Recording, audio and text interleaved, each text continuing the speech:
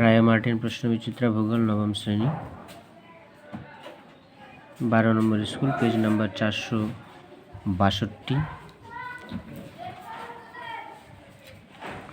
পদার্থবিদ্যার সূত্রের সাহায্যে সর্বপ্রথম পৃথিবীর গোলকের মতো গোল ধারণা দেন পিথাগোরাস। পৃথিবী পৃষ্ঠের যে অক্ষাংশে কোনো বস্তুর ওজন সবচেয়ে বেশি 90 ডিগ্রি বসন্তকালীন বিষুব বলা হয় 21শে মার্চকে।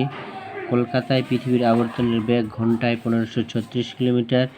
প্রাকৃতিক বস্তু যা সম্পদে পরিণত হয়নি এবং পরিবেশকে দূষিত বা ক্ষতি করে না তাকে বলা হয় নিরপেক্ষ সামগ্রী। ভারতের প্রথম জলবিদ্যুৎ কেন্দ্রটি গড়ে ওঠে সিদ্রাপংয়ে। ভারত থেকে সর্বাধিক পরিমাণে লৌহ আকরিক রপ্তানি হয় জাপানে। বর্তমানে বিশ্বে কার্যকরী জিপিএস স্যাটেলাইটের সংখ্যা 31টি।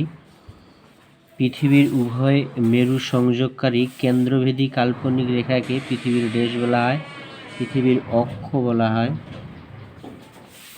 শুদ্ধ অশুদ্ধ। আমাদের সৌরজগৎ এর সকল গ্রহ কক্ষতলের সঙ্গে সূক্ষ্মকোণে হেলে থাকায় পশ্চিম থেকে পূর্বে আবর্তিত হয় না।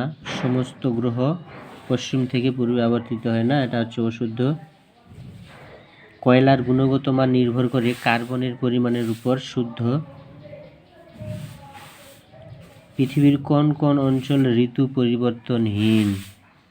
পৃথিবীর নিরক্ষীয় অঞ্চল। গোধূলির স্থায়িত্ব সব থেকে কম কোথায় দেখতে পাওয়া যায়? এটাও নিরক্ষীয় অঞ্চলে। স্তম্ভ মেলা বাম দিকের সঙ্গে ডান দিক। পৃথিবীর বৃহত্তম সোলার পার্ক ভাদারা। ভারতের প্রাচীনতম তৈলখনি ডিগবয়।